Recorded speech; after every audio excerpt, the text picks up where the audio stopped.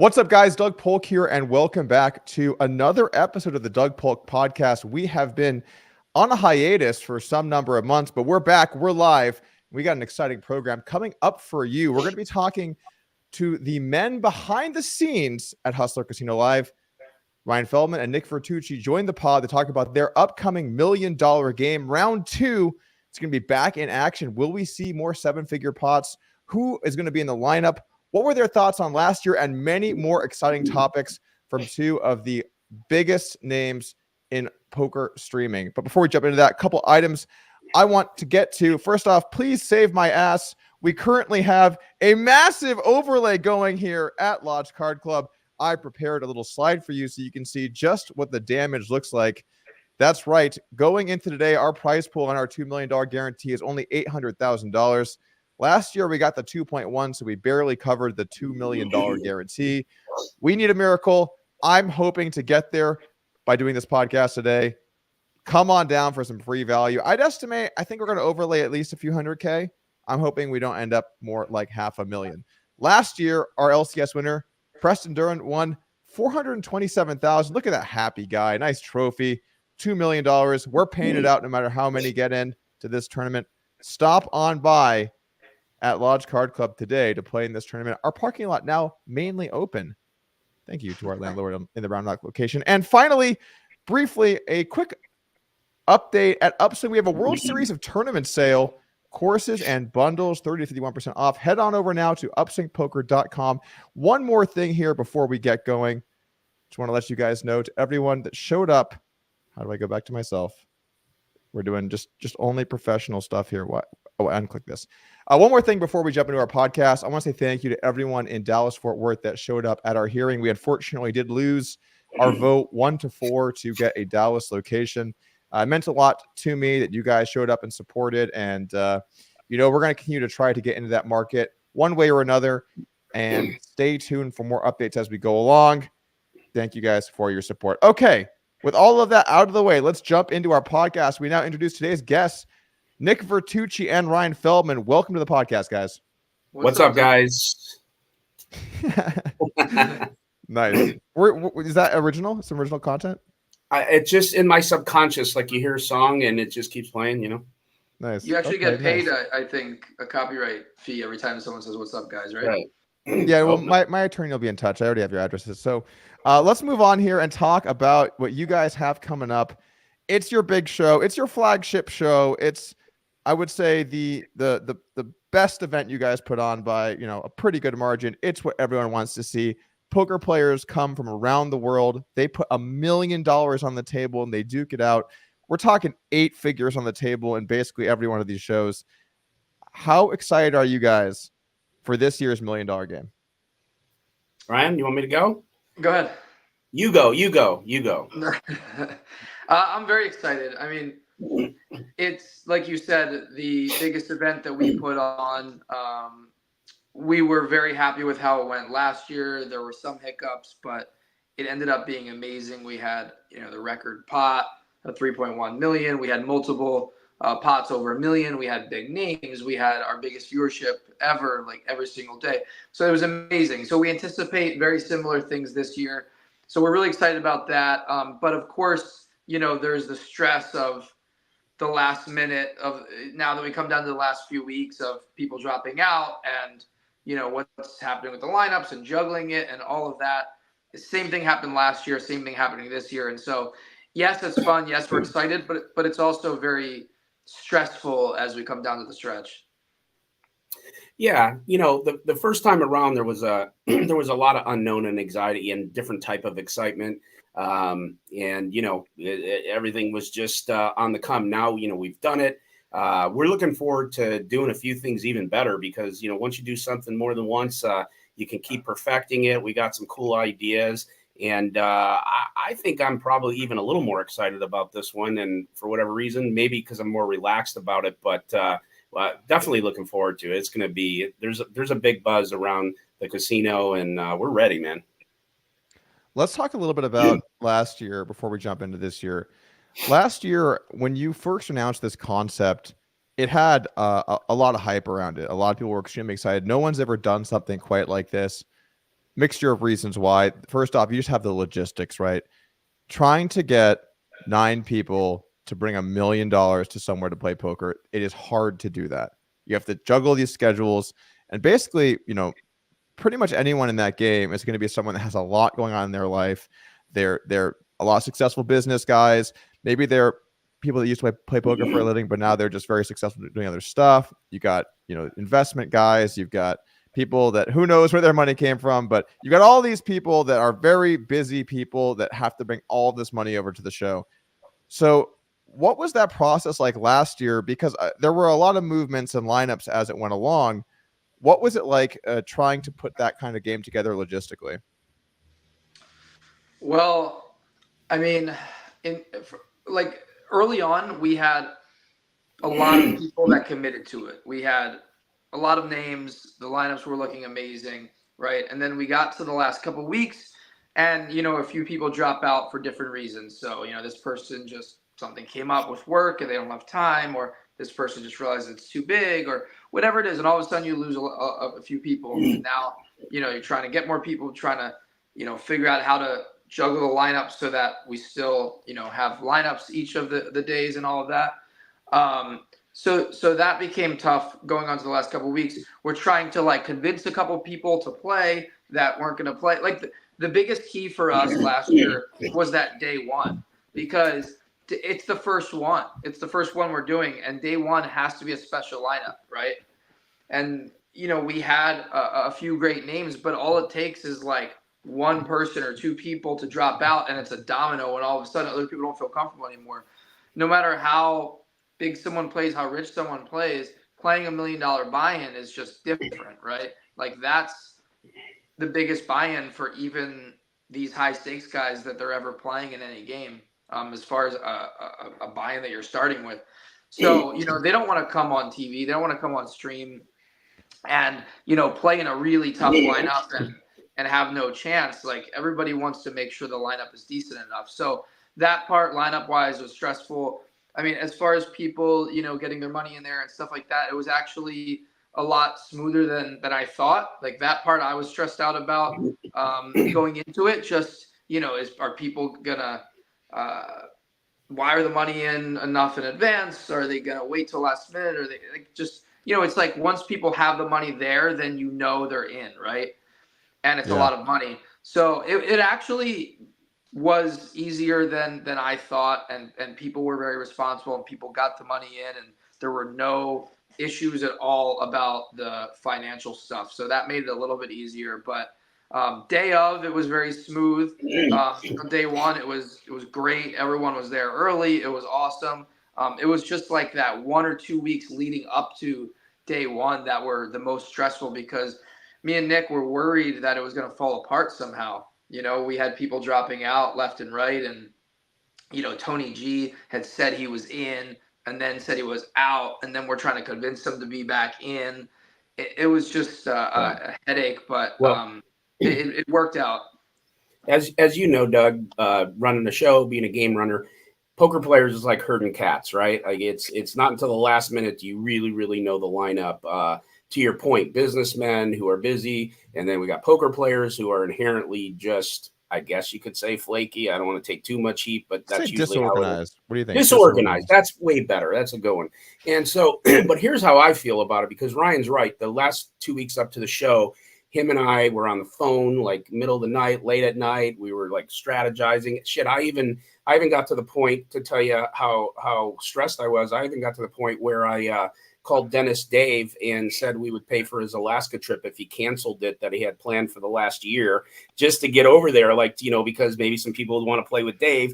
And how poker players are, like Ryan said, this guy won't play with this guy and this guy if this guy's in, and it's the hardest part. But you know what? To me, when it was over and Ryan and I finally had that adrenaline dump, it made it sweeter because of the challenge that it was. So I actually like that happened, because we overcame it. I think, I think we made history with what we did. And so we're pretty proud of it. Well, you didn't think you made history. You made history. So I absolutely have to give you guys a huge congrats on that. And I think you've done a lot to push streaming forward. And I have a lot of respect for what you guys have created over there. By the way, Nick, you might want to mute your mic. when you're not speaking, just for Yeah, I got you. I got okay, you. Yeah. cool. No, but so it was iconic. That's really the word that comes to mind when I think of that show. And as far as when you're letting go of the endorphins at the end, there was a moment when Feldman was drinking the glass of champagne with two hands, and you could almost just see the stress finally washing over. Like this has been Yes, because months I and was months. so like nervous. I was like shaking because it was like exciting, and I don't know. It was just. But I could see a sense of accomplishment, but also some relief in that so much has to go into this behind the scenes to make it happen, and then there is so much pressure to put on something that is this big, and then once you're there and you have the all-time peak viewership for a live show, you've got honestly, one of the best shows ever, just straight up. I mean, in any poker show, you had Thank you. tons of big names, tons of massive pots, big ass bluffs, people really going for it, drama. Haralabus sits down, the camera shot where one thing I really like what you guys do is when you have like the moving cams, right? And that camera shot from across the table with Dwan and Haralabus when they're talking about the debt, just A++ drama TV. That was able. You don't even have to like poker and watch that. I mean, I was sitting there and just thinking, oh my god, this is incredible. Like, how are you capturing this moment on this big of a show? It was insane. I think that I watched most of that show back, if not all of that show back, and it was a really long show because it was just so good. So yeah, you definitely don't need to say you think you did something that was an iconic, historic, one of the best poker shows of all time. So as much as I love everything you guys do, I want to talk about a few of the negatives from last to be a fair journalist here and talk about a few of the complaints that I thought were legitimate. I think when people complain about lineups changing, welcome to poker streams. You're never going to get to, you're not paying the players, right? So they can really do as they please, and it's always going to be a huge part of poker shows. But I do want to address a couple of different things. The first thing is, I think that the blind level, I do think the blinds are too low, and I get it. It's a lot of money, and I also get it. I sold some action, so people might say, oh, well, it's not all yourself, so who cares? By the way, to get roasted like I did overbuying in for $250,000 of my own dollars, pretty insane. But regardless, I do think that one of the reasons that last show went so well, a lot of reasons, but we really upped the blinds. I mean, by the end, I think we had a 5 or 6K ante on top of 501K or 501K 2K or whatever it was. So it was a lot closer to 2K 4K that show by the end. And when the blinds start to get that big, people have to fight because there's just so much money out there all the time. Yeah. What are your thoughts on, I believe I saw the announcement that you're going to be doing 501K blinds again. What are your thoughts on that blind level and how deep it was relative to maybe what would be a more standard cash game in terms of stack depth? So I'll give you my personal philosophy on this, and I've had this discussion with a few people about this, but I feel fairly strongly about it. So here's the thing. First of all, as far as $1 million buy-in, obviously we wanted this to be something special, right? You never see this ever. It's $1 million. It's very marketable, right? The number 6. So we wanted the $1 million buy-in, but a couple things. One, we want our show to be super unique in many ways. And you never see a show where everybody is as deep as this is if it's 501K, even with a 2K or 3K big blind ante or whatever it is. You never see shows and games where everybody starts off 1,000 big blinds deep, right? So we wanted to showcase something that's unique where you're showing off what happens when everybody's super deep. Because to me, deep stack poker is the most interesting poker. Are you going to have less all-ins this way, less gambling? Yeah, absolutely. But when you get into those interesting hands, you're going to have really intricate deep spots. And, you didn't see a ton of $2 million pots, right, until that last day. I get that. But, our goal isn't for everybody to come in and win or lose $1 million within 5 hours. Like, that's not our goal. Right now, it's great for the show if somebody loses $1 million. It's great for the show if there's a $2 million pot for sure. But we're trying to find 20 people or so that are willing to go in and not even just bring $1 million, but bring $2 million or $3 million with them. And we don't necessarily want those people to just lose very quickly because we have 4 days of it. So we want them to survive day 1, play day 2, and it goes throughout the week. And so maybe one will lose $1 million or $2 million. That's fine, but that's not like the general goal. We would like to just have, here's this deep stack game. Everyone's buying in super deep. We have some $1 million pots. And then whatever happens, happens. But we want people to last, and we want people to feel comfortable playing. If the blinds are too big, like people have already committed to $1 million, but if the blinds are too big, we're gonna have even less people playing because the bad players, so to speak, are more likely to lose their money, and we don't want that. We want to just have a game where everyone plays deep, and you're still gonna have those deep big pots. I mean, look at you had a big blind ante, but there was a lot of money that went into pots on day 4 because you had battlers like yourself and Tom and Wesley, and Wesley's putting in like $1.5 million with ace king, bluffing it off, and Tom's calling down hero calling, and you're going crazy with 4-5, and I don't think those hands don't happen if there's like a smaller big blind ante. Like if the players want those hands to happen, they're going to happen. And even on day 3, day 1, you still had some pots around $1 million, around 800K, which is still great for the show. It's still fine. So I feel strongly that this is the best way to go. And also the last point, keep in mind, and this, that every poker game, especially on shows these days, people end up straddling and want to keep a permanent straddle on, right? And we're trying to stream for 7 hours, 10 hours, whatever it ends up being every day that week. And you guys will just all agree at some point, let's put the 2K on permanent. And then someone's still going to put the 4K on, right? And so it's still going to get bigger, and we still want it to be a point where with those straddles on, that it's still deep enough where it's not a shove fest. Okay, that makes some sense to me. I guess it's really 2 ways of looking at it, and maybe it does make sense over the course of those few days. For maybe the last day's blinds are bigger than day 1. Maybe day 1. I was gonna say that. I think a really good idea to try is, we're going 4 days. That's our goal. If we go longer, another one, we'll see. But I think it's probably good to progress up and get a feel for it, and maybe on the last day, just let's go. Yeah, I mean that's a good idea. It's possible we could do that. The only slight issue with that is that we have some different people scheduled each day, and so I don't want to scare away the people that are only scheduled for day 3 or only scheduled for day 4. So it really just depends on who those players are, but I think that's a decent idea. I think the increasing the big line ante was interesting.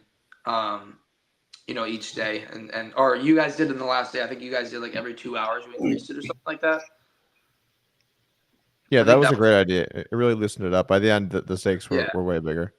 Yeah, and I'm, the way we usually do things with our lineups is like we have a structure. This is the structure. We tell everyone what it is, but we also let the players, agree on things or dictate things if the players want to do that. Like, look, you guys are all grown men or grown men and women, depending on who's playing. People can make, decisions together. Yes, sometimes it's weird when people don't want to speak up and all that. I get that. But in a game like this, I think everyone will. And, if everybody wants to increase the big blind ante, or if everyone wants to keep the straddle on, like if everyone wants to play stand-up game, usually the players will be able to agree on that themselves without me having to like dictate anything besides the starting blinds. Some of that stuff does happen naturally, and I guess there is an argument to be made for letting it, kind of build organically. Nick, what's your opinion on this? So I think the other negative from last year was the fact that when you did so many days, you ended up having a day where you guys had to cancel, and then you had a day you had to drop to 500K. I see once again you're running back 4 days in a row. Again, ambitious. Yeah. What were your thoughts on last year not being able to fill out the 4 and having to put that gap day in? And why did you guys decide to once again go with the same structure in terms of schedule? Well, I'll let Ryan, get to that, but I'll say my thought was, him and I talked about it, and I kind of was for the thinking of let's go 3 days, and if we get a 4th, we'll go to it. We'll be massaging it the whole way to try to put it together. but sometimes you have to have it planned too. People have to take the time off. They have to have the resources. So it's a tough one when it goes there. But what I do know is, and you know this too, probably from being in business, either way, we're going to take heat. So we just figure we're just going to do the best we can. And you know how the poker community is. And we're going to try to do the 4 days. And if you get 3, then, you know, Sean Deep could say what he wants to say and we'll move on and we'll do what we have to do. So anyways, but is Sean Deep coming to this one? No, but last year me and him are friends, by the way. This is not a bad thing. I know, he just was trolling about a lot of things and him and I were going back and forth, but we're all good. But that was the point. Like, hey man, we just decided to go for it. And just to make sure if we were going to have a 4th day that that we have it planned and people have the time, you know, marked out and that whole thing, because we think we could do it. Yeah. I mean, like last year was the first time we ever did this, right? So there's a lot of unpredictable things. We didn't really know what was going to happen once we get to that week. So, you know, when we're planning it 2 to 3 months before, you know, we got a lot of strong commitments from people. And so we said, wow, like we could go 4 days. I think we actually said we might do 5 days, right? Initially when we talked, you know, last year beforehand. That was just based on everyone who committed or said that they were likely in, right? But then we got a bunch of people who dropped out last minute. We couldn't predict that necessarily. And then, you know, still, you know, we thought, okay, day 2, 3, and 4, we're fine. It's just day 1. We want to make the perfect, you know, fun, soft lineup. And we had to get that together. And once we got that together, we still felt like we were good. But then as the days went on, people changed their minds. And some people who said they were going to play 3 days now all of a sudden only wanted to play 1 day or whatever it was. And we had to make a decision. And, you know, look, it's something that's never been done before. There was a lot of things that happened that we couldn't necessarily predict. And we had to go with the flow and figure it out. But we still put on some great shows. So complainers are going to complain. So be it. But, you know, we did it. It ended up being great. Yeah, the second day we changed the buy-in because we wanted to accommodate Aussie Matt because he was not in the plans originally. And last minute day before, he was interested in playing and said that he would play if we could do 500K buy-in. So why would we not do that? Yeah. Well, if we already had like a firm lineup together without him that day, then we wouldn't have let him in, but we didn't. And then he came about. So we're like, oh, this is perfect. This is going to be a better game now. It's going to be exciting.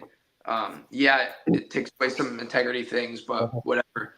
You know, and then the last 2 days, we still had the $1 million buy-in. We took that day off, of course, because we had people who were going to play day 4 and day 5 all of a sudden change their mind. They lost too much. They, you know, Huss decided he didn't want to play, like just all different random things.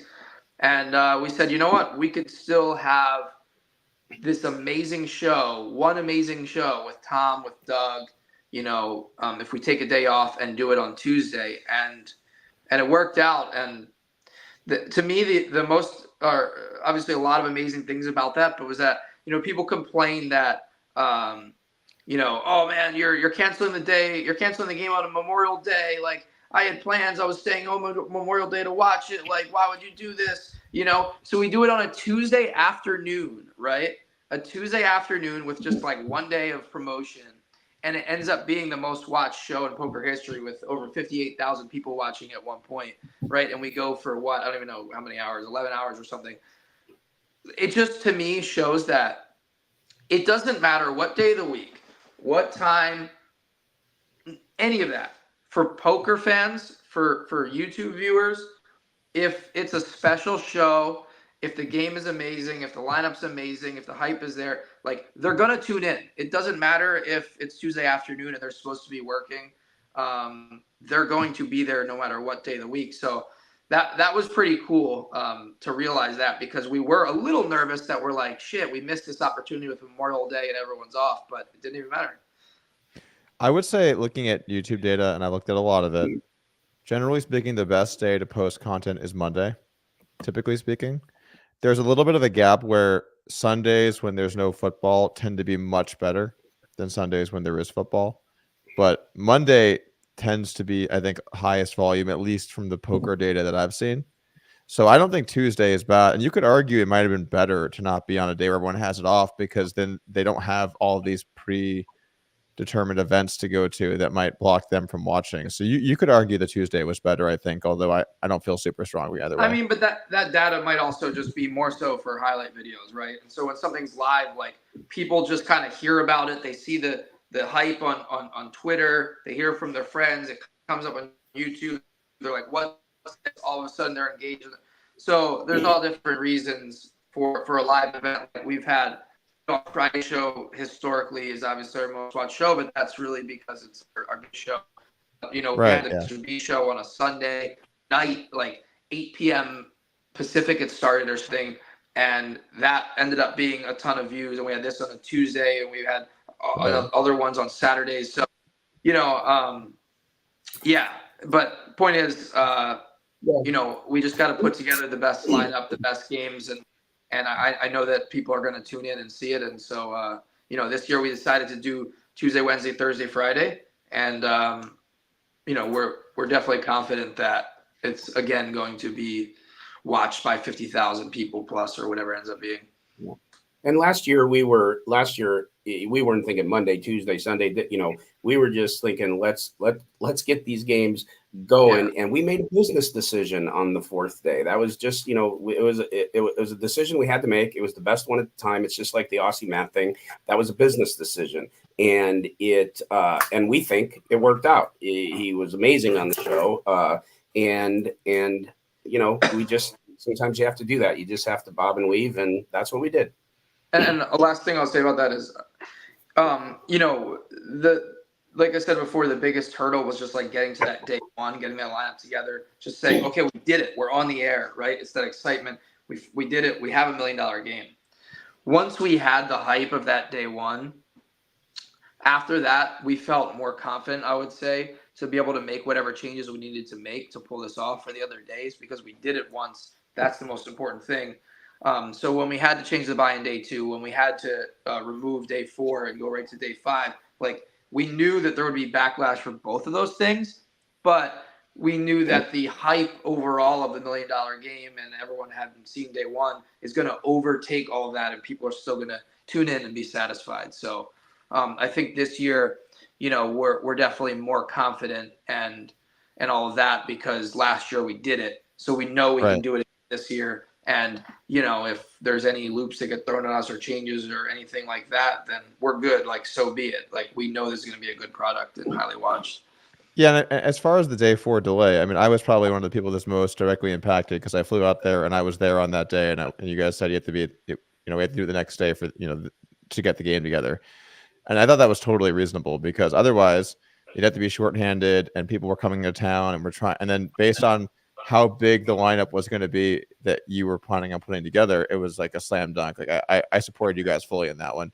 The Matt Kirk thing, I can see both sides, because the only argument the other way would be it's called $1 million game, and then you drop it to get someone in that's good for the show. And if it was super high stakes game, maybe it'd make a little more sense. I understand where you're coming from, though, that it is a much better game having him in there. So I can see where you guys came from on that. Yeah. I mean, your point's valid, man. Like, there's no way around what you said. It's the $1 million game, and we did drop it, and that's just in business. Sometimes you have to do what you have to do. You have to take the heat. Originally, I don't know if you know this, Doug, but when Ryan and I first came up with this, maybe a year before, I think, Ryan, right in the summer, it was going to be one day, because we thought, holy shit, can we even put, can we get this fucking, can we get this done in one, do one day? You're good. Yeah. Well, I know. Yeah. And then, after that, it was like, wow, man, we got this person, this guy wants to play, okay, 2 days, and then 3 days. And, we got a little bullish maybe with the 5th, but it was really filled, but there was some attrition and fatigue and different things. So it's just all business decisions. You're never going to have a perfect game, 9 innings, right? Like you just have to accept some of the stuff that comes along and deal with it. And the same thing kind of happened this year too. So our plan going in was, hey, it was great last year doing it 4 days, but there was a lot of hurdles. Let's just do 2 days this year, maybe 3, right? And then, we start discussing with players. We put the announcement out there. All of a sudden, there's all this interest, and I'm like, holy crap! Like, we got to do more than this. I got to fit everyone in. So now we committed to 4 days because that looks on paper with the lineups like what we could do. Now, of course, once again, we have, 3 or 4 people that have canceled or are highly unlikely. And we'll get to that, I know, in the last couple of weeks. So now it is a hurdle again. Like, okay, let's try to add some people, which we're going to do in these next 2 weeks, or try to make sure we have full lineups for these 4 days. Because we don't want, that issue to happen again like last year. But I guess now that it's happened twice in a row, we learned our lesson for next year that, okay, even though it looks like there's enough people for 4 days, let's just commit to 2 or 3 instead, because we know people will drop out. The difference is this year, though, is when we first planned to do this, no one knew what the hell this was going to look like. No one knew if it was going to work. People were committing basically on like an idea with no picture of it. This year, they seen how last year they saw now how great it was, and they're part of history. And there's so many people are watching, and there's such a buzz, and it's really gonna happen. It's not just hey, I'm going to commit to something. So I think a lot more players this year would be more stable or make a stronger commitment than they would have last year. That's just my opinion. I could be wrong. Fuck, we might only do 1 day and be wrong again. Who knows? But that's what I think. Yeah, well, you really only get to have so much say, because if people confirm and then they don't show up, you're just always at the mercy of that. There's no way around that. Most people watching poker, which God bless them because they're watching, and so nothing bad about that. Don't understand about putting together games. So it's like even on a regular game, a Monday, Tuesday, and you got one guy that's supposed to play, and just that day, just whatever, they're just like liars, misrepresentation. And it's just one of the hardest things to do is to put a poker game together and then advertise it and then get everyone exactly there.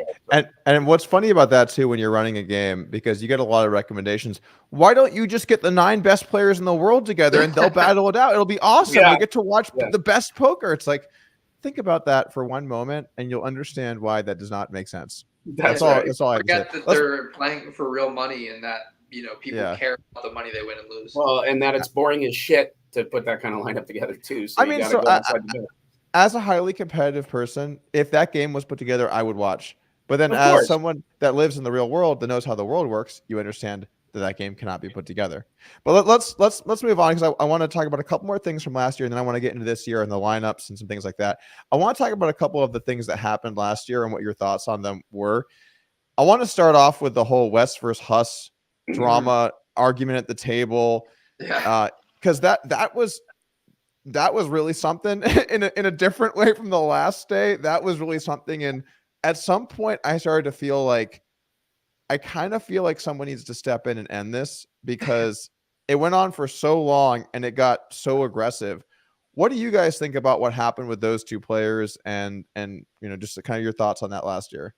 I mean, there's an interesting debate there when you're like running a poker show, right? And it's reality and all of that, of like where the line is between like letting things happen with like, stopping things like that, right? Because we haven't had many of those type of things on our show, any like big nasty arguments and insults and things like that. But from one perspective, it's great for the show, right? Like when that happened, I think our viewership like spiked up like 8 or 10 or 12,000 in like 30 minutes, 20 minutes somehow, like during that argument. I don't even know how. But so in one perspective, it's great, right, for the show. But on another side, it's like it's dangerous. It's uncomfortable for the other players. It could lead to something really bad, right, if it's the wrong people doing it. And so in that moment, where we're watching, and at first it's just like, okay, whatever, this is fine. Like they're just arguing, they're saying, and then it got worse and worse and worse. And then when Wesley, said something along the lines of like, I forget what he said, but something along the lines of Mom. He said, "Fuck you, hit me, fuck you." Yeah. When he started talking about like abusive things or physical things or whatever, like insinuating, like fight me, right? And I don't know Huss that well, and I know Australians might be crazy. I don't know. I don't think Wesley's crazy like that, but I guess he has that drive, that version of him that gets to that. But once it got to that where it was like, okay, like this is bad. This is like, this could get worse. The players, I could tell Stanley Tang in between them was really uncomfortable. He's like the nicest guy in the world. He's so legit. He doesn't want to be involved in that. And so eventually, after it went on for a while, like 10 minutes or so, I called the floor man and I said, Louis, you got to get in there. You got to break this up. Like, this is actually real. Because, at first I'm not sure. So he comes in, he tells him to stop, whatever. It dies down for a bit and then it picks back up again. Told Louis to come in again. He's got to do his thing. Like, at a certain point, if it got worse, I would come down because I think I have that relationship with most players that I can like pull them aside. I know how to speak to them. I've had to do these things a lot where I talk to a player on the side. Hey, please don't do this. It's bad for the show. But you have to get rid of you if you're going to do this, et cetera, et cetera. I would have if I had to, but luckily when Louis went down there the second time, they finally stopped. But yeah, it was heated for a while, and it was a little uncomfortable for people. But Doug, it worked out for the show. Oh, sorry. Go ahead. Go ahead. I didn't know. I thought it was a run-on sentence. So my bad. Go. I think you can go, Nick. I think you can go. All right.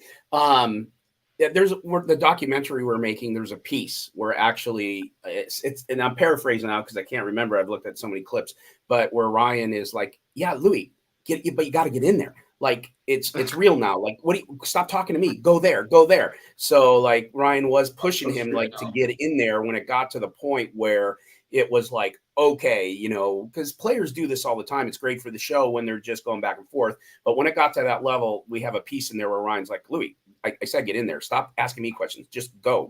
Like you got to get in there. So I think Ryan handled it okay. If we were just a clip or two behind, it was probably from the communication, from the comms and that type of thing. So. And our floor man's great, but he hates he hates having to do that stuff and the confrontation and all of that, right? I don't think any floor man likes doing that stuff, and so he didn't want to have to get in there and break it up because he's like, well, what do I say? What do I do? And it's like, I don't know. That's part of your job. Like you have to tell these people they can't say this type of stuff on the table. Yeah. So 2 things to that. For the floor, it is really tough, right? Because they have to walk into a show that has a ton of people watching and then tell 2 people that both are really high stakes players what to do. And obviously floors are equipped to do that, but do they want to have to do that? Clearly not, because it's kind of a reverse free roll for them. There's really no way that it's going to, like the best case for them is they go in, they say it, the players stop and that's it. But there are so many ways it could go badly for them. Yeah. And it's a really public thing too. So it's a tough spot. I would not envy having to be the floor in that situation, but you do need to try and think about the standards in place for that kind of spot, because there was a show that I forget when or what happened, but a show last year where 2 players went way too far and the floor did not step in. And then it turned into a huge thing where it was just like, why did they let these people, like, I'm going to kill you, like that kind of stuff that people are saying on the show, like completely unacceptable, right? Oh, you're talking about on the one in Vegas, the Bally's. Yeah, it was Big Bet Poker, and it was what's that kid's name that Austin, Austin, and then the other guy. So yeah, you're right. That was like, I'm going to kill your family. I'm going to kill your mother. That was who you're fucking with. Yeah, that was ridiculous. And they took a lot of heat for that, as they should, because that was just too much. And, to your point, Doug and Ryan, the reason why it's like a tough spot for a floor man, it's just like, the most dangerous call for a cop is a domestic violence call, because there's just 2 emotions that are there and they don't give a fuck what you think and who you're going to agree with. And so you just can't reason. So sometimes when it gets that bad, a floor man is just dust when it comes to trying to, get anyone to listen to him when it gets to that point. So yeah, I mean, and when things like that happen, like on a normal show, if something like that happens, it definitely gets us to think about, like, do we want this person back on the show? Like, are they good for the show? And so yeah, there's one aspect where we have to break it up and we have to make sure everything's kosher so that the game can continue, but it also, might show someone's character and then we have to decide, is this person good to have back on the show long term or not? But luckily we haven't had many issues like that. We've had almost 700 shows, right? Almost 3 years, and there's very few incidents that have ever gotten heated like that. Yeah, and if there was like 7 of them, I was probably 6 of them. So it's nothing was going to happen. You know what I mean? Nothing was going to happen. So you just got to get a beard massage, and you can be right back in it. Actually, the funniest one I go right back into my chi if you start rubbing. Yeah, so. Yeah. Actually, there was one that happened between him and the masseuse. No, yeah, right. Moving on to our next subject here, let's go ahead and talk about. Let me ask you each, what was your favorite moment from last year, and then we're gonna move on to talking about this year. Favorite moments. Well, I'll say a couple things. I'm going to give, and this isn't blowing sunshine, but I'll say something about you in a second. Probably my favorite moments were 3 things. It was the hands between you and Dwan because of the past history you guys have. I just feel like that just made it so much more interesting to watch. And I still am stumped. I don't think he was thinking of a raise. I think that was just torture chamber for you. I don't know, but who knows? He could say.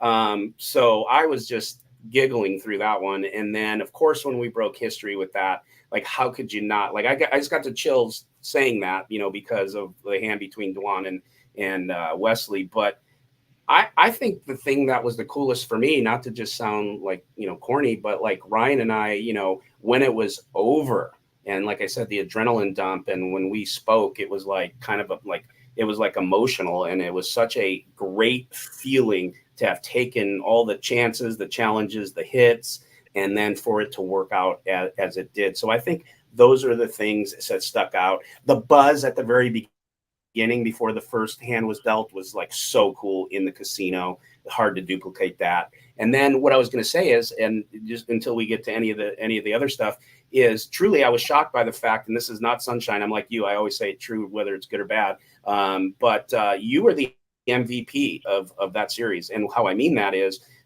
every hand you were in was kind of epic. The way you handled yourself was ridiculous. I could have never, like even when you had past stuff that you were getting pelted with by some of the guys, and I don't know, man, just your interviews. So again, I tell everyone that. So this isn't just I'm on Doug's podcast and I'm a fanboy. Care less. I don't even like you. So that's just the truth. I'm just kidding. I like you a lot. I'm just kidding. I like you a lot, but it's not for that. I appreciate that, Nick. And so one thing that I try to think about when I'm playing is, I'm just so lucky to have had poker be my career and to sit at that table. Yeah. And so I just try to have an understanding about the fortune I've had to be here. And even though I'm losing $1 million and getting insulted by Rob Young the whole time, I'm thankful that I can sit there and be able to do it. It's true though. It's true though, right? Like, how lucky are you or we to be in this industry? And I think that to myself, like sometimes when I get really tilted, I'm like, I'm so lucky. So I understand that. Like but regardless, it's a great gift you have to do that, because you like really pushed through a lot of stuff, and the show was better because you were in it. So whatever. Thank you. How about that interview we did after the show? Oh, that was hilarious. That was hilarious. I lose over $1 million in this game, and Feldman's like, "All right, guys, time for the interviews with the big winners," and like looks at me and Airball, and we're just like, "What the fuck?" we just lost $1 million or more, and it's like, "All right, it's 4:30 a.m. You're down $1 million. Like, how you feeling?" And it's just like. But I mean, Ryan was just double fisting that champagne. He could care less. He was like, "Oh my god, this is so good." And you lost that hand after the stream too. So I know, yeah. but obviously I would never do that for anyone else. But like, yeah, you and Airball have like the best attitude of anyone, in terms of being able to like absorb the loss and still put a smile on your face, which is pretty cool because not everyone could do that. Even professionals, not everyone could do that. Yeah, when we had the $3.1 million pot. After it happened, obviously it was very surreal for me. Just like, holy shit, like, did this really just happen on our show? Tom Dwan was like a childhood hero for me. Like, to watch this happen, I'm just like, oh my God, this is amazing. I go downstairs, I take a break, and I get my phone and I call Nick, because Nick wasn't there that day. And I'm like, Nick, and I'm like shaking. I'm so excited. I'm like, we just broke the all-time record for biggest pot on a poker show, 3.1 million. We did it. I can't believe this happened. And Nick's freaking out. Like, that was a pretty cool moment for us, I think. Yeah, it was great hand too, by the way. Just great, great epic. hand. I would say I had the most awkward situation I've ever had in my entire life. I'm sitting there. I know his cards. I've kind of influenced the action, not trying to, but just trying to be honest about it. And now, like, he's getting stared down. He just decides to run it. I feel like I was just taken for a joyride, and it's like, you're getting in the car, Doug. And I'm like, I don't want to get in the car. They're like, get in. And then we're just like going 100 miles per hour and whipping around corners. And I'm just like, I don't want to be in the car, but the door is locked. I'm like, get me out of here. And I just had to sit there and just try and not influence anything, because I really thought he was going to check, because, maybe there's some world he has some showdown value. And then most people are just not going to run a bluff that big. And then, maybe there's some other hands that could make more sense to bluff with. So on the river, I was like, please just let me off here. But he's like, nope, we're going to go right through the tunnel and just put all the way on the gas. And then Tom's staring him down. I'm just like, and you can see, because the camera angle, I watched this back, where you have that one where it's the free flowing camera, right? Where it's non-fixed, and you have a cameraman operating it. And the look at that table when it's like, he's all in, I'm just staring at the board, Tom is in the blender, and I'm just sitting there just like, how am I wedged into this hand? Like, I'm not even supposed to be involved in this hand. I feel like I'm a part of it. That was a sick element to it too. I gotta agree with you. And I believe in my heart that because Wesley was taking so much heat for playing tight and not giving action by Huss that day. And he was taking a beating online, of course, because that's what happens.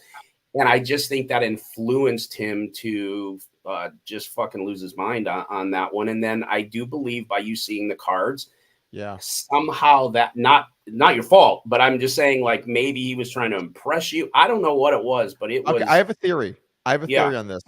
Okay. Here's my theory. Mm-hmm. When I showed him my hand earlier, and when I had 5-4 spades, I said, ooh, I like this one. And then I played that big pot with Tom. Right. Where I lost that $1.3 million pot or whatever it was. I think that the ace king hand was his way of kind of being like, you showed me your hand in this big spot and trust me with that. I'm going to return the favor and show you like the respect back too. Sure. And I almost feel like it was about being equal. It's hard for me to describe, but deep down, I kind of felt a little bit just like, this is my way of equalizing what happened and showing you the same respect that you showed to me. That's how I felt during the hand. In the moment, look, in that time, we're boys. Like it was like, all right, man, like same. I could see that. It is like, all right, your turn. All right, now it's my turn. It's going to be even bigger. I'm going to bluff even more. He's like, I saw you bluff off 600,000. I'm going to bluff off 1.5. Yes, best friends. Because it's serious though, because Wesley, like, the reality is he's a huge poker fan, like fanboy. Like, he thought it was the coolest thing ever that he gets to not only play in this game, but play with you and play with Tom Dwan, right? And he knew you guys before that a bit from poker and stuff, but like, this was the coolest thing ever for him. And I honestly think that he wanted to impress both of you guys. He wanted to impress you by, like you said, reciprocate, let you sweat, but also one up you, be like, I'm going to bluff too. And like, people do that sometimes. I've done it before. Someone sweats my hand and I go nuts because the person's sweating. It's dumb, but it happens, right? And he wanted to also impress Tom Dwan by showing this big bluff to him. Like, he wanted Tom to fold so he could rub it. 100%, if Tom folded, he's going to rub it in his face, going to stand up, throw it on the table, and, say whatever he's going to scream like the fellow that had the ace jack against his ace. LSG Hank. So that was a big thing for Doug, and you're right. Like Nick said, for Wes, I'm Doug. For Wes. Right. The day before, he had that, or 2 days before, he had that whole incident with Huss, and Wesley made this whole spectacle about it. He bought in $3 million, right? He wanted to buy in more than anyone. And he played insanely tight. He had the lowest VPIP, I believe. I think he was like 30% VPIP or maybe lower. Maybe it was like 20. No, it was like 20% VPIP or something. And he broke literally dead even. Imagine buying in $3 million, playing for like 7 hours. and literally not even winning $100 or losing $100. You broke dead even. It's like you can't even do that if you try. So on that off day, right, the Twitter spaces are blowing up. People are, Wesley and Huss are in the Twitter space. If you remember that, they're yelling at each other about the whole thing. Yeah. And, I mean, Twitter spaces were huge back then, right? And they're yelling at each other, and everybody's attacking Wesley for all different things, both for playing tight, but also for like other things from off the table.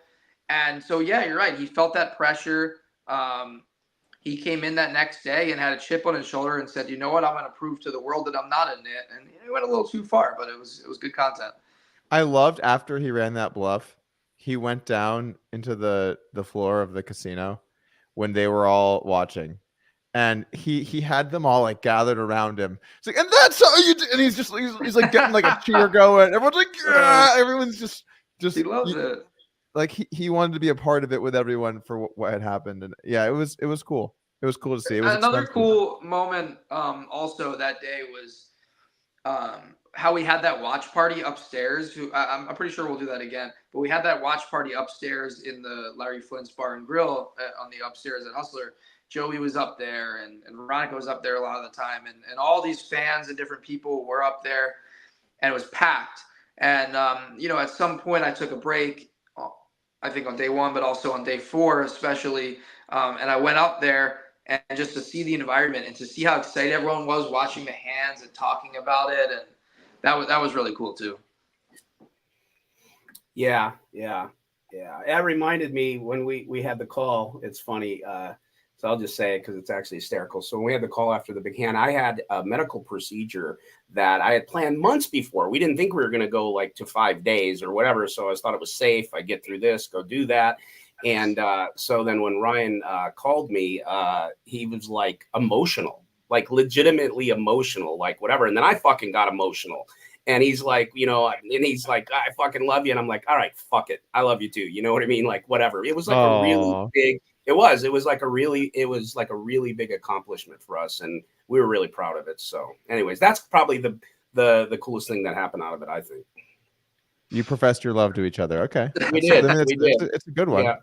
That's why he drinks like this. I'm just saying, Okay. All right. Moving on once again. Let's move on to this year. We've done a little trip down memory lane, talked about some pros, some cons from last year, some of the best events. Now let's talk about this year. Now let's maybe just start off with an overview, the dates, the structure, and then we'll get into some lineup specific stuff. So maybe Ryan, you could kick us off there. Yeah. So May 28th to 31st. So it's Tuesday, Wednesday, Thursday, Friday. We haven't announced start time yet, but we're going to start earlier than usual. I think we'll probably do 3 p.m. each day. We'll be on the air. We'll do some pregame shows again. Nick and Veronica are going to do the interviews and the sideline reporting this year from the floor. Commentators will be the same commentators we usually have. Tuckman, Christian, Charlie. And then, you want to get into the lineups? Well, let me just pitch you something. Sure. And then just something to think about. Overall peak viewership for YouTube is around noon or 1 my time zone here. So the earlier you can reasonably get the game going, the better viewership will be. Yeah, that's for sure. I would like to, but there's a few factors that might make that tough. Number one, we got to get it shouldn't be an issue, I guess, for these games with the players, but, we got to get the players at a reasonable time where, some of those people don't want to wake up super early to play poker. But 1 p.m. brutal, man. Set that alarm for 1 p.m. You said the things you do. 1 p.m. No, you said 12 p.m. 1 p.m. your time. That's 10 a.m. Yeah. Of course. But when did it start? When did it start last year? No, we are going to start around 1, but we want to have enough of a delay set in where if we need to, because here's the thing, like especially in these games, people show up late. It takes them time to get their chips ready, especially on day 1. The later days, maybe not so much. They already have the chips, a lot of the people. But it just takes time to get things ready, to get people, in their seats, mic'd up, whatever it is. It just takes time. And we need to have enough of a buffer there for a delay so that if it starts way later than we tell the players and expect it to, that we still have a long enough delay for integrity purpose where it's okay. Like worst case scenario, I suppose like 30 minutes or 40 minutes would be like the least that we ever want to have. I mean, especially in a game like this, you could legitimately have like a 20-minute hand. I mean, you saw on your show, you had Airball tank for 22 minutes, right? So we never want to have less than 30 or so minute delay, even if it's like a nightmare scenario. But ideally, we want to have 1 to 2 hours. And we need to have a buffer there just in case. So like if we say that we're airing at 3, we'll tell players the game starts at 1, but the game might not start till 1:45. So that's kind of the major reason why. And also, we don't know how long we're going to stream, but we'd like to make sure that we for sure each day go at least until we normally go during the week, which is 10. So we'll make sure that every game is at least 7 hours. But if we started earlier, if we did like a 1 p.m. stream and we start the game at 11 a.m., well, now we got to make sure every game is 9 hours because we don't want to end early. Okay, makes sense. All right, well, let's go ahead and jump into the lineups then. How do you want to do this? You want to start off? What did you have in mind for the lineup announcements? We can talk about day 1 first and then kind of go from there. Let's do it. Okay, so first of all, keep in mind that things are possible to change. Sorry, I'm pivoting. I'm calling an audible. Sure. We're gonna start off with how a lot of times with top 10 lists, you start off with close but no cigar kind of little subcategory of people that maybe we're gonna play but then ended up not. Sure, yeah, that works. Because there's some good conversations here, and I want to start off with the one that I'm hearing so much about. I saw a funny tweet on Twitter the other day, and it said, "Hey, could someone post some content about Rampage not playing the $1 million game? Because I've really not seen anything anywhere." That was funny. Yeah, it has been everywhere. So let's start off with Ethan Yao. Why did he decide to not play? I know he was confirmed, then he dropped out. Obviously, a lot of rumors swirling about him today. Your thoughts on Ethan? Yeah, so he was committed. He was pretty much committed all along. We waited to announce him until we got closer because I just wanted to make sure because, I know for him it is a lot of money, but he said he was in. But I think over the last couple months, he's been on a downswing, his biggest downswing, I believe. And, he's just kind of lost some confidence in his game.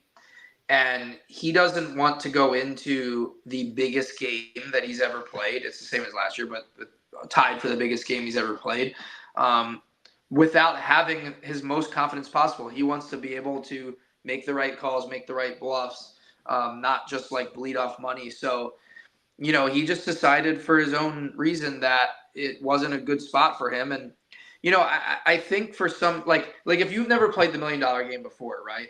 And now this is your big moment and, you're looking so forward to it that then you're going to do whatever it takes to be in that game. But for Rampage, when he's already done it once, he already did it last year. He already has that bucket list checked off. He already has that legacy moment with that bluff last year. Well, he doesn't have to force it and play this year because he's young. He knows he can play next year. And so he'd rather take a little bit of a break from poker and try to get his confidence back. So I respect that. I think that that's respectable that he's, has the discipline and he's matured enough where, he isn't going to force it when he's not confident in himself. One of the interesting things I found with the vloggers is, so there's a little bit of a misconception, I think, from the poker community at large and maybe some of the vlogger community and then a lot of top players. Top poker players sell action all the time, because there's an optimal piece of yourself to take. And if you take more than that, you're being irresponsible.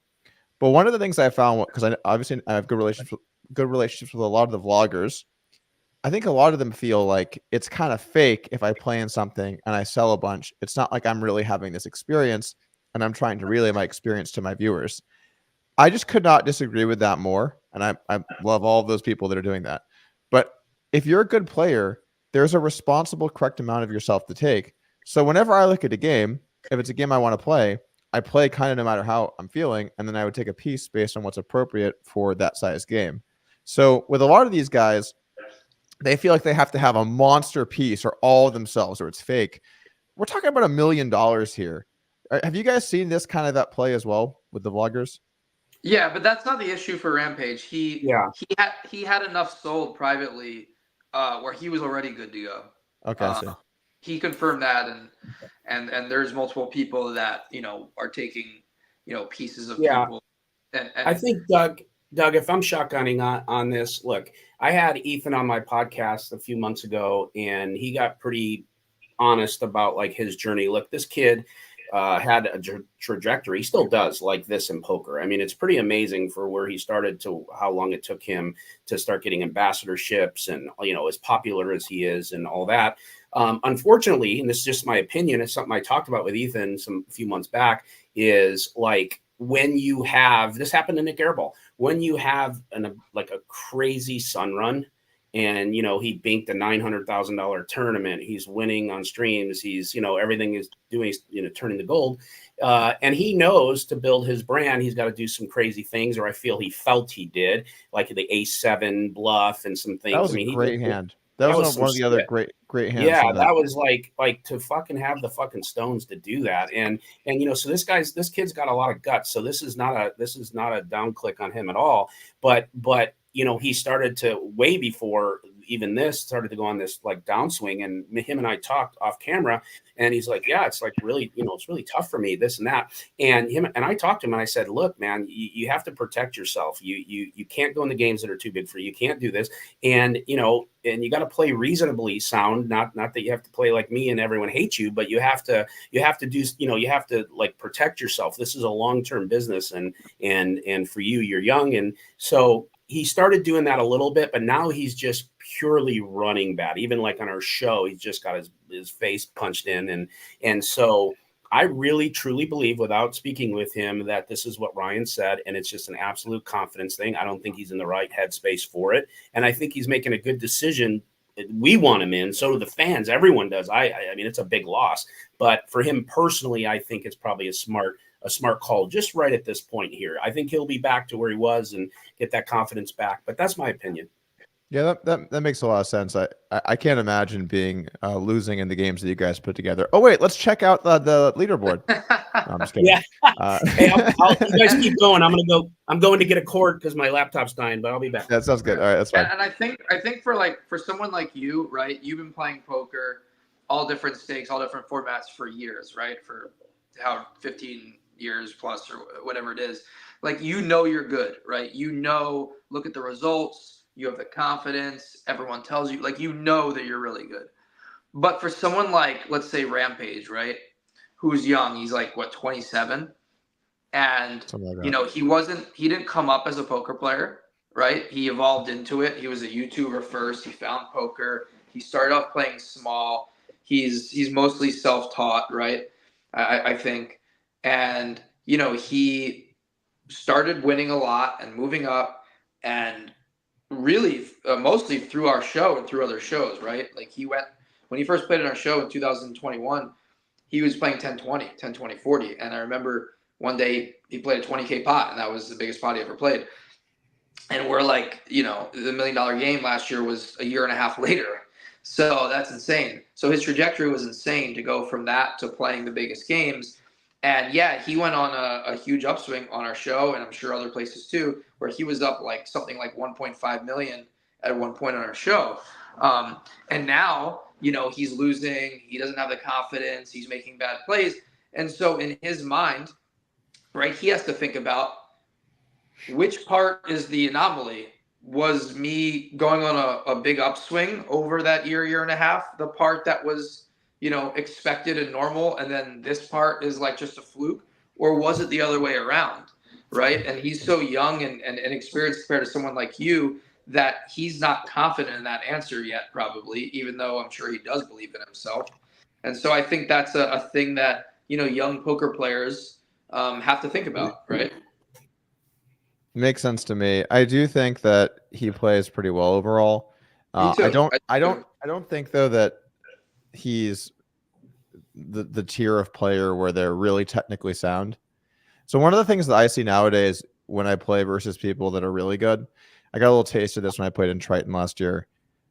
Because I'm not actively studying anymore, I'm not super sharp like a lot of these guys that are putting the hours in every day. And I think that people might underestimate the gap between people you see on shows that are good, myself included. I think I'm a very good poker player, but the people that are kind of at the pinnacle, the top tier, the elite players now, you basically have to be spending a lot of time doing very technical work to manage to stay there. And there's definitely a big gap between those people and who you see playing on live streams, and rightfully so, because you put those guys into these shows, they're going to absolutely kill people. So except jungle. So certainly something to be thinking of. Did you guys off topic here? We'll talk about him later. All right. Other people that are not on the show. You mentioned him earlier. I don't think we're gonna go too deeply into this, but Nick Airball originally was on the lineup. I think he's not anymore. Is that correct? Yeah, he'll be taking a break and he'll be back on the show after the summer, but he won't be playing $1 million game. No. Okay. Sounds good. By the way, it was very nice of you, Feldman, to fly out here and have Airball stack you on our show. You could have done that right there in LA, but no, you said, we're going to do this in Texas. We're going to do it right. We're going to fly out there. We're going to get hotels. We're going to drive down to the lodge, and then Airball's going to stack me on Doug's show. And we do appreciate you came out here for that. Oh, you ever have like a friend where you start to consider, like, is that person actually a friend, or they just like having you around because they beat you in poker a lot? Oh wow, your Airball's what would it be, sugar daddy? Yeah, it's insane. Like whenever we play, I just make the wrong decision against him every hand, no matter what. He owns my soul. I mean, you've seen on shows, but even like off camera stuff, he owns my soul more than anybody in poker by a mile. And we're still good friends, but it's a little tilting. I'd like to win some big pots against him once in a while, but so I don't know. I'll come clean on this. We do an Airball weekend every now and then here, and Airball will text me what he thinks about different people and like who we should invite. He's like, dude, we got to get Feldman out here. And I was like, Feldman? This is his background playing poker. He's like, bro, Feldman is juice. We got to get this guy in the game. He's like clearing people out. Like, get this guy a seat. Let's get him in. Well, he's doing everything he possibly can to get Feldman in here. I'm like, okay, all right, Nick. Ryan's even a 10th seat in our game. Seriously. Yeah.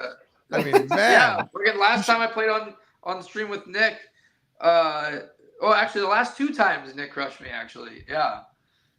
Hey, Doug, I don't know if you know or saw it.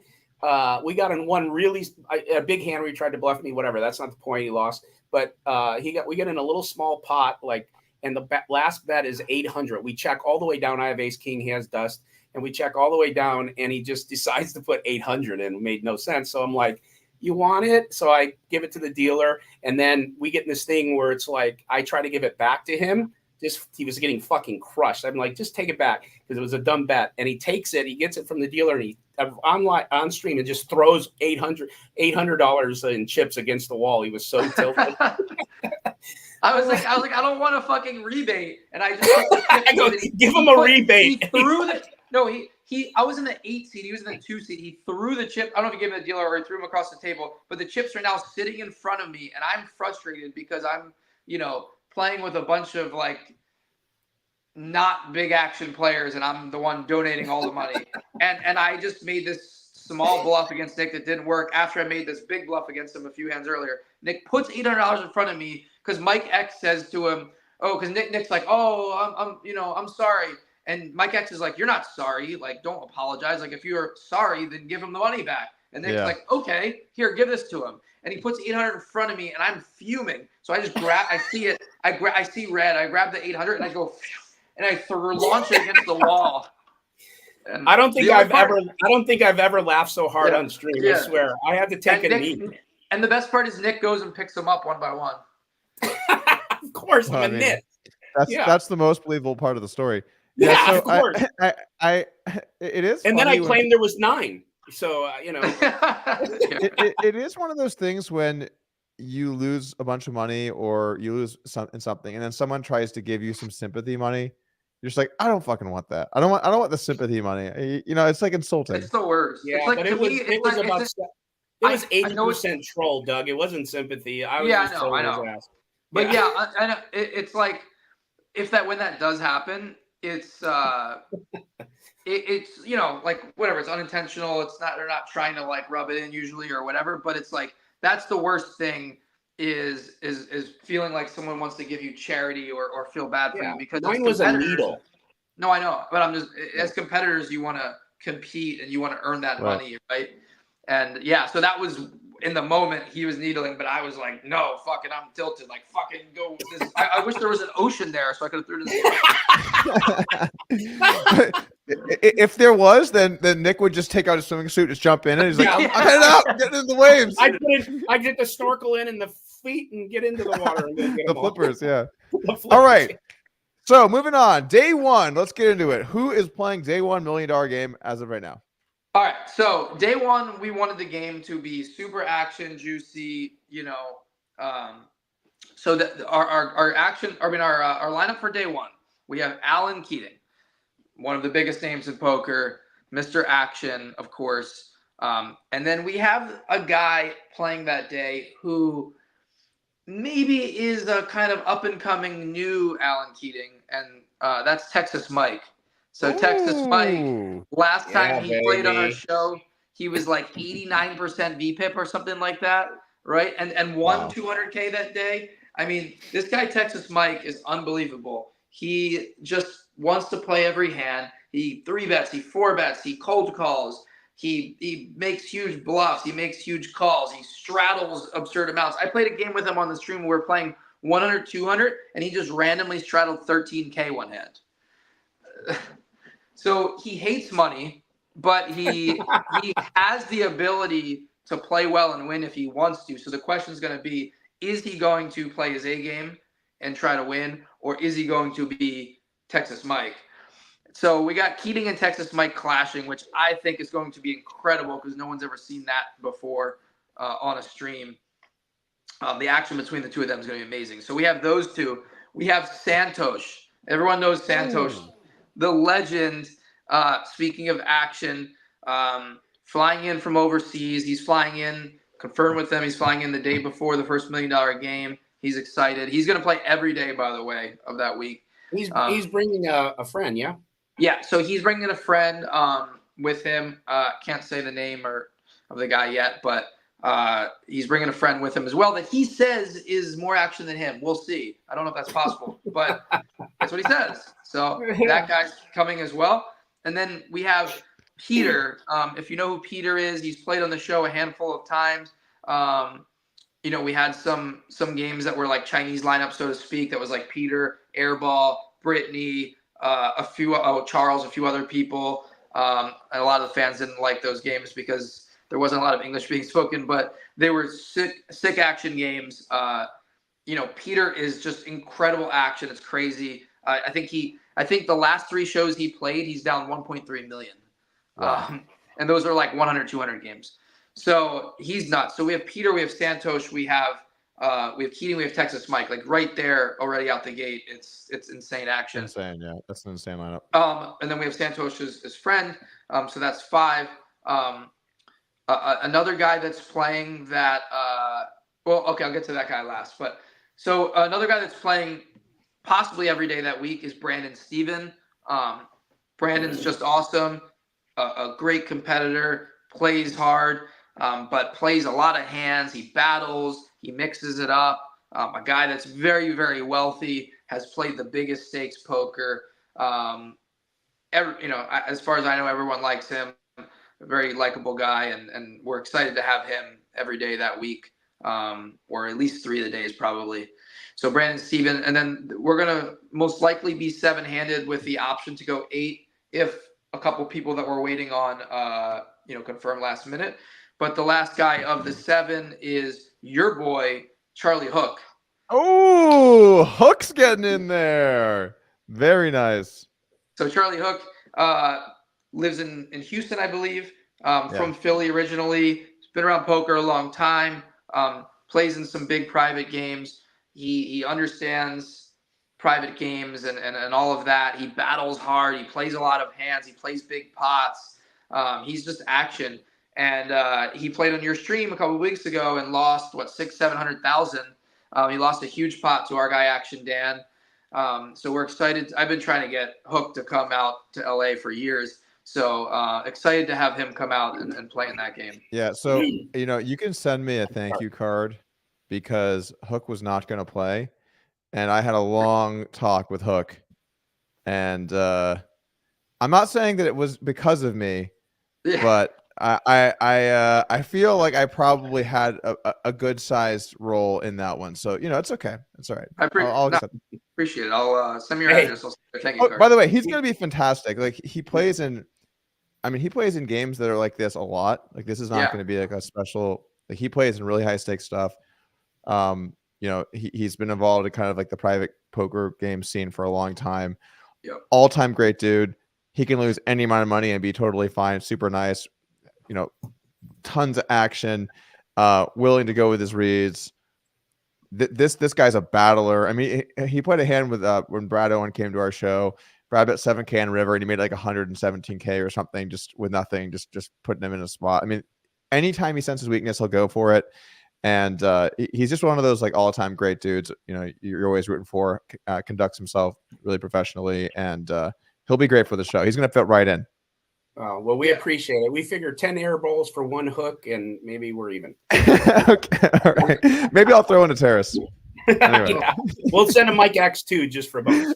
This is good. You know what it's like? You know what it's like? It's kind of like how there's an au pair program where you can have people come from other countries to come culturally exchange with your house, your residence. Yeah, right. We almost have like that going with our shows. It's like a cultural exchange program. Like you guys send us Airball, we send you Hook. Everyone gets a little taste of the flavor of the local region.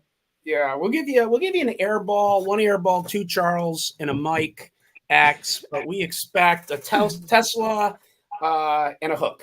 Only half a Tesla. I'm not going full Tesla. It's got to be half of a Tesla.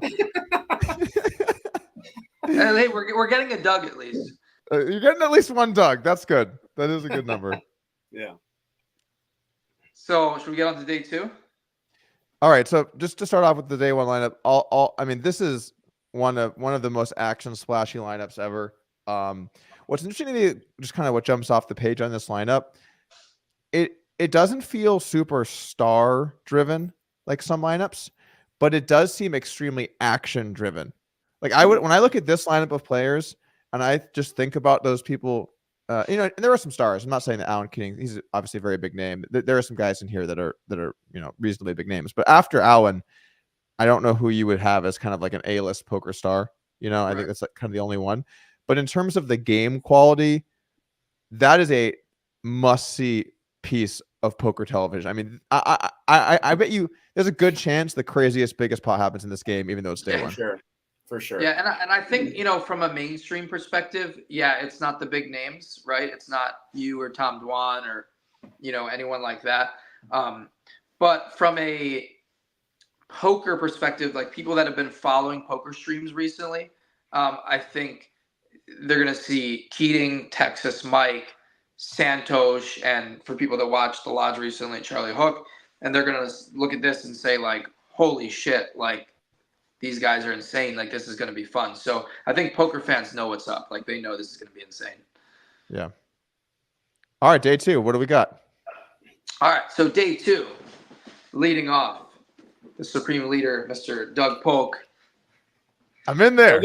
Go get the champagne, Doug. Yay. It didn't happen this time. This time I knew. But that was epic, dude. When we did that podcast, and you're like, "Oh, I never saw this coming," and you have you have the champagne on ice. That was amazing. Yeah. So you guys said like, "Hey, so we're gonna do a podcast. It's a cool video show, and like we have some announcements we want to make about some upcoming players, and we just want to do it on your show." So I texted my assistant, "Hey, they're going to invite me into the $1 million game. Can you just have some champagne just outside the door, just so that when it happens, I can just pop this bottle?" So I just had like a fresh bottle of champagne on ice, and then you're like, "We're inviting Doug Polk." I was like, "Oh, what a surprise!" Pop in the bottle. It's like that's why Ryan's bluffs. That's why Ryan's bluffs never get through. He just has tells like you knew me. Yeah, it was great. And I tried so hard to keep it a secret and not tell anyone. I mean, I didn't know. I just kind of assumed. Well, because it'd be weird. My thinking was this: if you come to my podcast with a list of announcements and I'm not one of them, it would almost be a little mean, Ryan, and our final announcement: we're inviting Alec Torelli. That's it, Doug. We'll see you again later. We should have, Brian. We should have actually done that. We should have not invited him, even though we would have invited him, and just did the whole show and said, "Thanks, Doug. We appreciate it." Yeah. What if we saw it coming and we did like a reverse troll where the point of us doing it was to troll you by not inviting you, even though we're inviting you. And then at the very end, when you're like, wait, I'm really not invited, they were like, oh, just kidding, you're in. Oh, that would have been really good, actually. Then you could have been like, wait, did you think that? I'm sorry. Oh, we just don't have, just whatever you're going to say that would have been great. Yeah. I'm texting my assistant, like, put the champagne away. Actually, at the end of this show, we're going to let you know we're kidding. You don't have a seat. Nice. It was a joke bet, so to speak. Yeah. Too soon. Yeah, where your rack's on the string. I love how there's like these little pieces of poker history that Unbelievable. you guys have helped create over the years. That's great. Yeah, most of them we didn't. They just happened. Shout out to Armenia and Mike for making poker history. Yeah, let's get absolutely.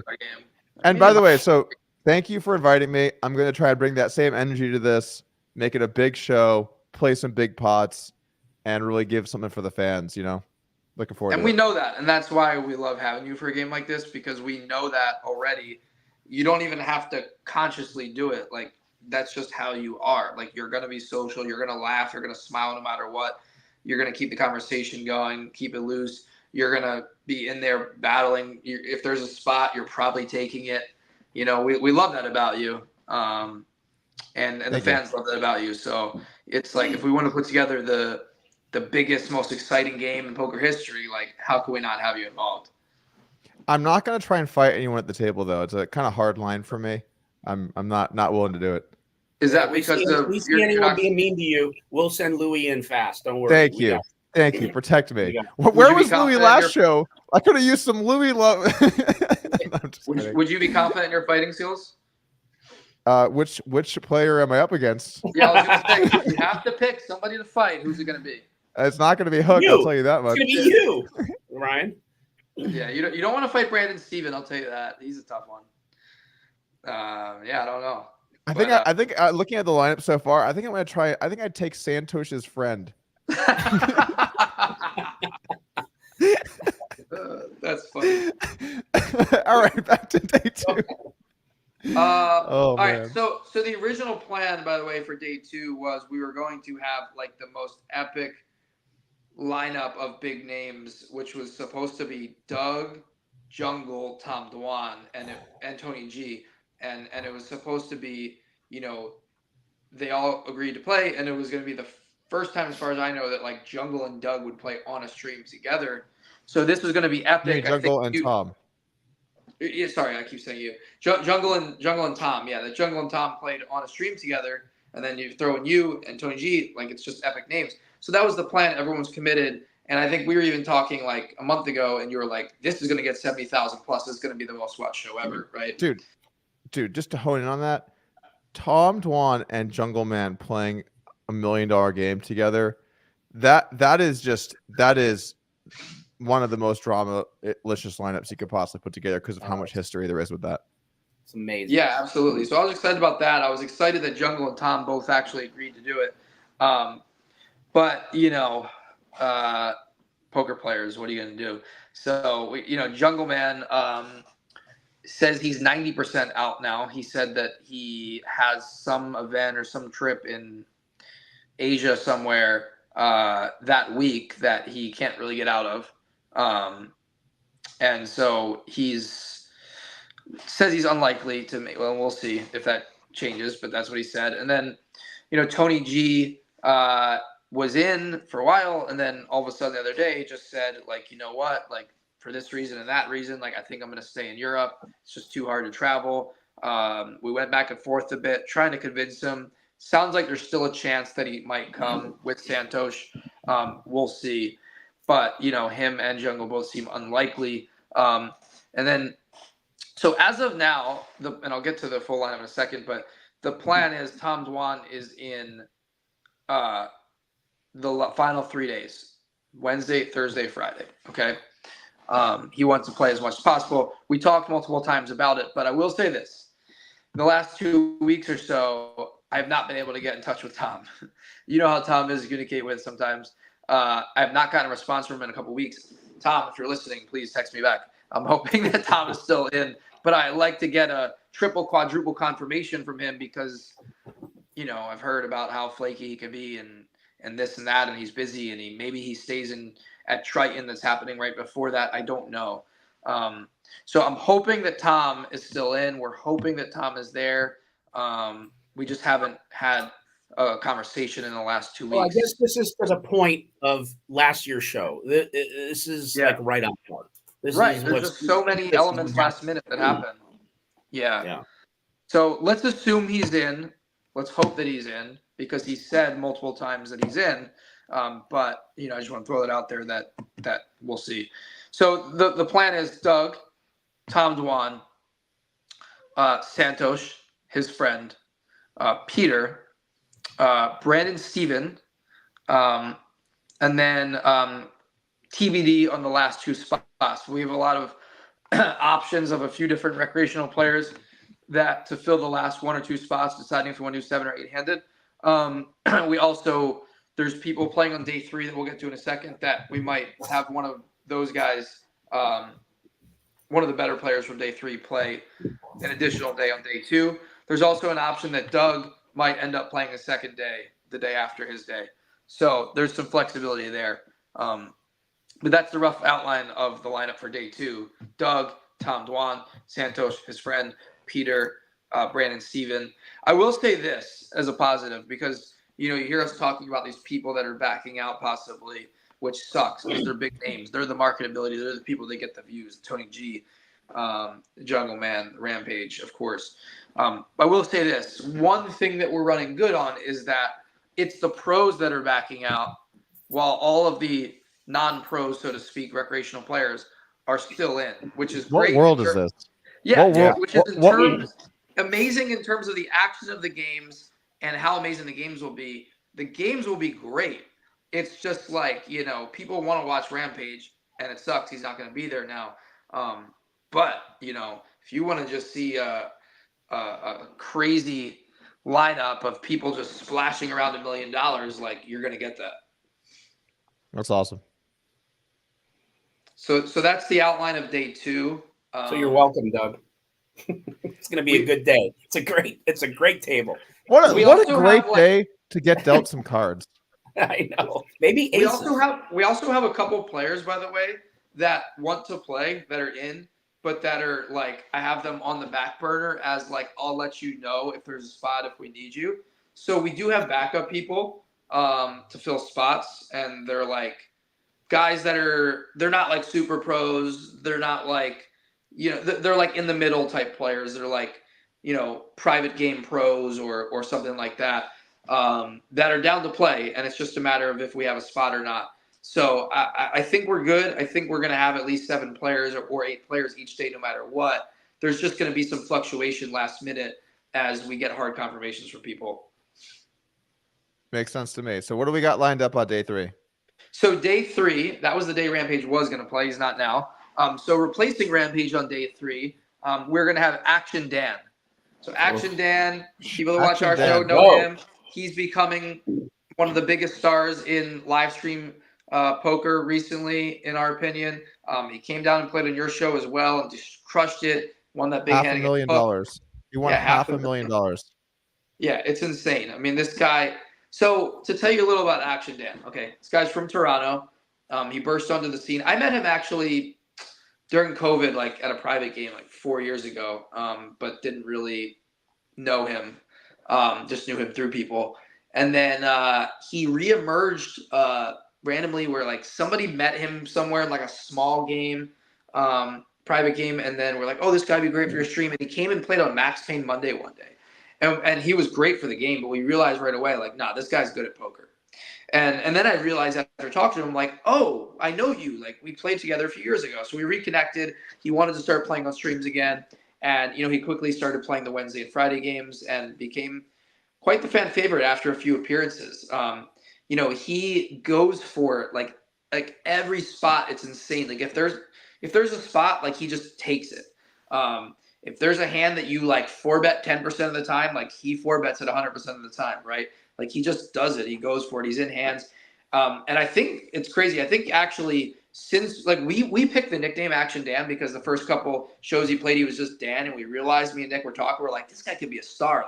Like he could be the next Garrett or something. Like, this guy's got a lot to him. Like people like him, and I'm like, you know what? Dan is just a boring name. Like it's not marketable. So many Dans. So many Dans. Like if you have a name that's unique, right? Then you don't need a nickname. But if you're Dan or Mike or Joe, like you need to be Texas Mike instead of Mike, you know? So I said, hey, we need a nickname for him. And I'm like, do you have a nickname? And he's like, I don't know. Just, pick something.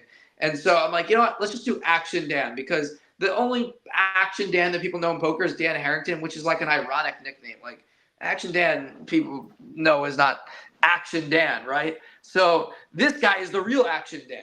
And he's playing, and since then he's been more action. He's like embracing it. He's playing 50-60% VPIP, going for even more spots, like every single show.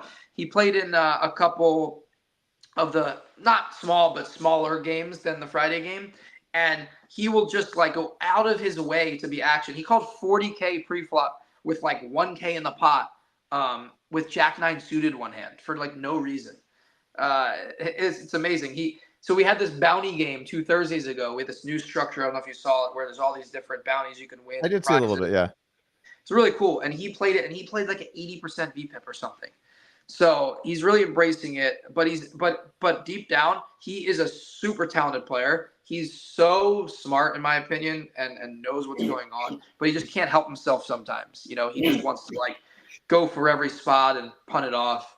And so I think he's going to be great. You can't meet a nicer guy either. If you ever talk to him, he's like the sweetest. He's just the nicest guy ever. I've never seen his emotions budge yet in any game or any hand. He's even had, and he's polite to everyone. He's a gem. And like Ryan said, we're like, hey, dude, this guy needs a name, and we need to build around him. He's great. He's awesome. Yeah. So I have a feeling that he's going to play some massive pots in the $1 million game, because he's not afraid at all. Yeah, so I actually got to meet him. He came out and played in our show a week or two ago. Great dude, really nice. Definitely gets into some pots, gets into some hands, can be pretty aggressive. And I think he does have the right demeanor, where it's just he takes whatever happens, good or bad. I didn't get to see the bad because he just killed everyone, every single pot that he played all night. So I don't know. I've not been around him losing. Yeah. But when you're playing that many hands, you're playing that aggressive, you're going to take some big L's too. So you have to be ready for that. Yeah, he takes it well. He's the same guy, win or lose. So it's going to be interesting, because that day on day 3, we have another guy scheduled who well as well, who is in many ways similar to Action Dan in terms of all those things we just talked about. And that's hands. So we got hands and Action Dan. Two battlers, 2 guys that go for it, that take every spot. 2 very nice guys, by the way. But when hands is on tilt, and you saw it in that one game with Keating a while back when he lost the over $1 million pot, he is insane when he's on tilt. I didn't think that hand was. I analyzed that hand on my channel. I actually didn't think that hand was bad. He had the blocker. He had the blocker to the thing, and he went for it. I mean, he went for it into a spot where the guy probably just has it, but he still. I thought it was a reasonable choice. He just pulled the trigger on a massive bluff, which a lot of people won't do. But I thought the bluff made sense. And Hands is he's a good player, but I made this statement last $1 million game when he was in the hand with Rampage. Someone interviewed me, and it was like, this guy, since he's been on our show, has been in the toughest spots I've ever seen. Yeah, as far as somebody that has to make big ass decisions. It happened on our show too. He was in the hand when Perkins jammed and then left for his jet. That was versus hands. Right. And I can still remember in my head that hand with Rampage. The thing that sticks out to me the most is Nick Airball, after he fucking folds, goes, steamy hands. We got steamy hands on our hands. Yeah. That was just so good. He does end up. It's funny because when you play poker, you play so few hands an hour, and how you do is in day to day for sure, but even week to week or month to month, and maybe even year to year if you don't play that often, it can be so much defined by just how you ran. Yeah. And he seems to always end up in just the worst spots ever. just I constantly. commentated on him a couple times, and I'm like, I don't know what to say. This poor guy, like, he's in a spot he's got to be in, and like I've never seen a guy making these big of decisions this many times, and he's been on the wrong side of it more than not, and so it's just been horrible for him. It's crazy. That's tough. Yeah, He'll be great for the show, though. Definitely another player that the stakes won't get to. He's a great guy too. Good person. Very good guy. Agreed. Yeah, so we have Hands, we have Action Dan, we have Brandon Steven, we have Tom Dwan, fingers crossed. We have Santosh, we have his friend, we have Peter, and then there's a couple other people we're deciding on for the last 8th spot for that day. So that's what day 3 looks like. So Now, day four, we have bad news. We're going to a $250,000 buy-in because Aussie Matt is playing again, and we think it's the right thing. So, what do you think, Ryan? Yeah, no. I'll do anything for Aussie Matt. Just get the same hoodie you have on. Just put a Q in front. No Q, $250,000 game. Yeah. So that's day 3. Day 4 we expect is going to be a lot of fun because it's the final day. It's a Friday, and Keating's in the game for the last day. And that's the day we expect to we'll just keep it running as long as Keating and the crew want to play. I already told Keating, like, hey, play as long as you want on the last day. We're good. It's the final day, So the last day we have Keating, we have Santosh and his friend, we have Peter, we have Brandon Steven, we have Tom Dwan, hopefully. And then we also have Stanley Tang making an appearance on the final day. Stanley Tang, big friend of the show, good friend of ours. Again, super nice guy. He was a part of it last year. Of course, the founder of DoorDash. And we're excited to have him. And let me see, am I forgetting anyone? I'm going to look. I'm not going to do that. I'm just going to pick this up and look. So I think that's the tentative lineup for Friday. So we have Santosh, friend, Peter, Tom, Stanley, Brandon. I can't remember if I'm forgetting anyone. I think that's 7. So you have Alan, Santosh, okay. his friend, Peter, Brandon, Stanley Tang, and that's 6. Yeah, 6. Yeah, that is 6. I think I'm forgetting somebody. Ryan, are you on standby for any seats that open? Oh, me personally? No. Maybe Tom. You said maybe Tom, or probably Tom. No. Oh, you didn't say Tom. Yeah, Tom was the other one. Yeah. So that's 7. Yeah. Yeah. So we have 7 confirmed for, so to speak, for Friday. But again, there's a few people. So like, yeah. I mean, if for example, if like somebody on day 2 or 3 like loses a lot and really wants to play the next day, like they might get in another day. So that's the key, Doug. Listen, there's going to be some shuffling around. I mean, we know it. It's going to happen. Who knows what it's going to be? But I know for sure we're going to have just some great poker. And, whatever the lineups wind up being, they are. Once we get into the first game, things change so fast with attrition and fatigue and, poker players just in general. And like Ryan said, fingers crossed on Dwan for those 3 days. So we'll see what happens. And, we might even see Tony G again. Like he was out like 2 days before. Like, so it's, he was last minute last year. Yeah. Oh yeah. We also have 2 very wealthy recreational players, who I won't say who, but who won't commit yet, who are like maybes, like 50-50s or so, or maybe more like 20 or 30%, that may play the first day, may play the last day. So, but those are the type of guys that like might decide the day before and just like wire in $2 million real quick. But I have a feeling that at least one of them is going to end up playing on either the first day or the last day or both. So I kind of have to like hold a spot for those guys as well, just in case. Yeah, and that's why it's good to have some people that you can have as alternates. What's your game plan if people bust? Are you filling seats, or are you just going to let it run shorthanded? So we will let it. So if people bust and leave in the middle of the show, a lot of times the players decide, right? Like they know what they want to, It depends which day, but if I have an alternate on standby who who is available to jump in, then I wouldn't deny them from coming in. If the game is like I want the game to always be at least 6-handed, right? Right, So yeah. minimum 6. So I know like Hans is playing day 3, and I told him he can be an alternate for day 2. And Action Dan is in for day 3, and he can be an alternate as well for day 2. And then there's like 1 or 2 other people that aren't in the lineups that are interested. And so if I tell one of them, hey, come and you can fill the first seat that, if someone busts, you can jump in. If they're Right. here, I'll let them jump in. But, that'll also determine like how long we go, right? So if nobody busts and we start 7-handed and we're still 7-handed 9 hours in and nobody wants to leave, like we might keep going. But if we have 2 people bust 5 hours in, then we probably will just go like 6-7 hours, end it for that day, and go back the next day. That makes sense. I'm really hoping that I'm not in the category of Doug's just lost so much money. Let's invite him to day 4. I'm hoping that that doesn't show up in the mail. I feel bad for the guy. I mean, it's the biggest loss we've ever seen on the show. I guess just give him an invite. That'd be not good. Ryan's like not saying shit.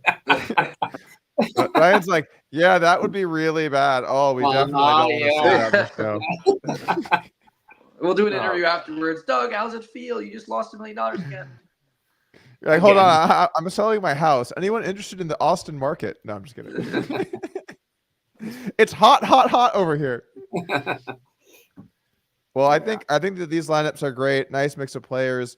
I do think that Santosh's friend is going to be interesting because obviously if Santosh wants to bring a friend, the friend gets to play. So it remains to be seen who that friend is, but how that player plays, I think will have a pretty big impact on the show as a whole because they're playing every day. Yeah, we have a good feeling about that one. I have just a good feeling about it. Yeah, that he'll be what he's cracked up to be. Yeah, I think it's very likely. If that guy is a loose cannon, this show could go off the rails. Like this could go completely off the rails. Yeah. Especially if it's like imagine if I'm gonna just give a player class. Imagine if this is like Indian Tesla that strolls in and is just like that in the middle. Like that could go when you throw that into the concoction you guys are brewing. Yeah. It's like a chemist that just blows up the room. Yeah, we'll see. But who knows? Maybe there's a good dynamic even with him and Santosh and his friend. Like sometimes a lot of friends like the battle. Like Ryan likes to bluff me, he likes to win. I can't wait to, so hopefully there's that dynamic too that even enhances the whole thing, That's good too. Yeah, it's weird with that because sometimes, so like you guys had the Chicago guys come play on your show and they came and played on ours too. And it was just me and Terrace and then, 6 Chicago guys basically. Yeah. And they had all these inside jokes and needling and years and years of, and when it's too many people and you're one of the outsiders, you're kind of like, I don't know if I want to stand in the fray here. I don't want to get in the line of fire, but when you have like some little pieces of that, I think it can be kind of cool because you don't really know what the history is with those players, you know? Exactly. Hopefully it's what I think it's going to be, but we'll see. I agree. All right. Well, I think that's about it. Any closing notes on this year, things for people to be aware of, or some thoughts, or some, just closing thoughts here? I will say we have a we're not gonna say what they are yet, but we have like a few really exciting things that we're working on as far as our show and our production company, me and Nick. So we have like 3 or 4 really exciting things coming up, whether it's a stream or something we're working on. And so just, I think it'll be things we'll talk about later on future podcasts, but I think the fans, look forward to some announcements. We'll have an announcement of one exciting show that we're going to be doing. We'll announce it during the $1 Million Game. We have one, I'll say this one. We have one 2 Mondays from now. We're doing a cool show with Phil Hellmuth and a couple of MMA guys. I'm not a big MMA guy, so I don't know some of these people, but I know they're big names in MMA. Jeff Gross playing as well. It's to help promote this company or this new league that they're involved in called Karate Combat. It's like a new UFC type thing. And so they're going after some big MMA names to bring them, and also there's a big YouTuber coming to play. You probably know this guy. It's Big Mike Majalik. Do you know who that is? He's on that like Impulsive podcast with Jake Paul or Logan Paul.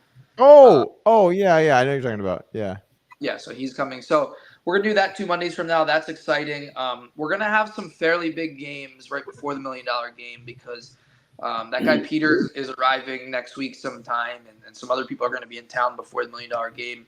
We're also going to have a big, probably 100K minimum game the week after the $1 Million game, like that following Wednesday with 6 people for the $1 Million game, and it's going to be in coordination with One Drop. So there's going to be a One Drop element for charity. Jungle Man will be back for that. He's going to be in that one, and then we have one of our biggest shows we'll have ever done outside the $1 Million game. We're doing this summer, but we're going to announce the details of that during the $1 Million game. And then there's some other things me and Nick are working on as well that we'll announce later this year. So exciting things for us.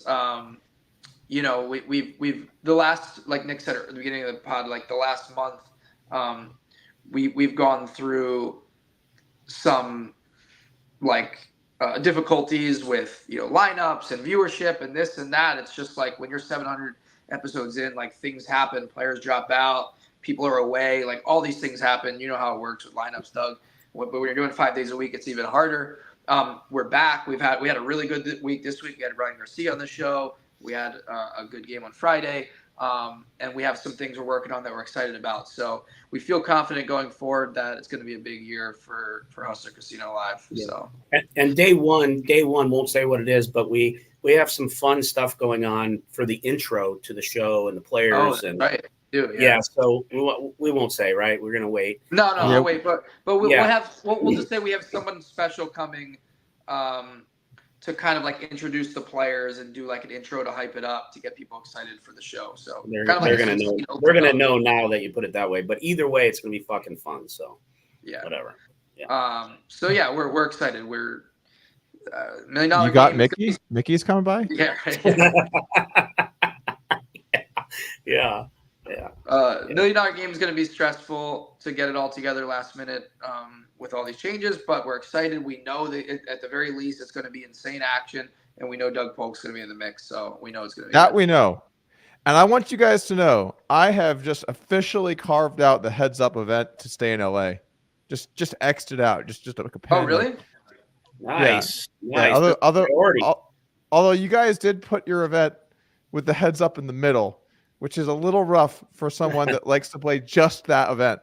But I'm willing to do that to be a part of this. We're honored. We appreciate that. That means a lot, knowing that you're a heads up guy and that, it's probably the knowing that you probably could go win that and you're going to get crushed with us.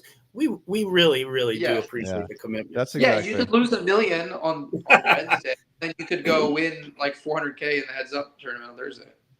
That's what last year when I lost all that money, I was like, all right. I was actually stuck some money somewhere else too. I'm like, all right, I'm stuck a bunch this year. It's time to get down to business. I'm going to fly to Vegas. I'm going to play this tournament and turn this thing around. And I got second in the first event. I'm like, I'm unstuck because I had all of myself in that, and I only had a piece of myself in the $1 Million game or whatever. So I was like, all right, that was easy. Time to go home. Well, that's why Airball's not going to be playing, because he's going to be playing that event because he figures he's a little stronger in that heads up. Right. What has he done to indicate that? I don't know. He blames me for losing. Like, I was holding my own. I was doing fine. Then Doug tried to help me. I'm like, like a few months after that heads up thing, I don't remember where we were, but we're talking about it, and he's just, infuriated about the whole thing, and he swears that like he just ran bad and he's so much better than Berkey, and he's like, I'm gonna play him again. I don't care. And I'm like, dude, like, why are you wasting your time spending all these hours sitting with a guy you don't like and potentially just handing him money? Like, why? Like, you have so many better spots to like play poker than to play heads up against Berkey. He's like, because I know I can beat him. I know. I'm like, dude, you're an idiot. Just stop. Finally, he gave up, and for whatever reason, decided not to. But of course, Berkey would play him again. Why would he not want the free money? I think you said it earlier in this podcast on a different subject, but at the end of the day, poker players are also competitors. Yeah. So when you take an L, part of you is like, I can take a W next time. Like I'll get back out there but yeah, probably not the best spot for Airball to be taking, I imagine. Yeah, no, that was just a bit. I'm sure he won't be there. I mean, the guy gets into every game he wants, right? Like at this point, and he is a good player, and he's capable of playing, pretty tight. We've seen it many times in some of our shows. We've also seen him play the opposite, and still he gets in like any game he wants these days, and that's pretty remarkable for someone that's only been in the high stakes scene for a couple of years, because I mean, how hard it is to get in some of these huge, juicy private games if you want to, whether they're in casinos or private. And once you do it, like, that's worth a lot itself. Yeah. I have never played a private game. A home game. Every game at the lodge is private, but I've never played a home game. What were you saying, Nick? Well, I was just going to say, you have no idea how many dad talks I've had with Airball. It's crazy. I'm like, dude, go home, spend some time with your wife, stop it, stay, try to be here 5 or 10 years from now, like relax, because, of course he's great for the show. Of course it's great when he's dusting, but, we actually love him. Like he's been a loyal, good person to us. So, me personally, I've had like 3 or 4 of those where I'm like, dude, come on, man. Like, come on, get it together, because we want to see him, survive. And by the way, he's not playing because he's busto. So for all the people saying he's busto, that's not it. He's handling something. He's taking a little time off of streaming poker, and he's going to be back. So we're looking forward to it. All right. And I think that's a great note to end on. Yeah. Nick, Ryan, thank you guys for coming out. Appreciate it. I'm excited. I will see you in LA here in a couple of weeks, and hopefully you guys have a fantastic event. Look forward Thanks, to Doug. it. Looking forward to seeing you. We appreciate it. Thank you, Doug. All right. Sounds good, All guys. right. One more thing before we go here, everybody. Overlay imminent at the lodge. Head on down to Lodge Card Club and grab your share of $2 million guaranteed, regardless of how many people show up. And it's not a lot of people right now. Help. All right, that's going to be it, guys. Thank you for tuning in. At home, I'll see you again soon.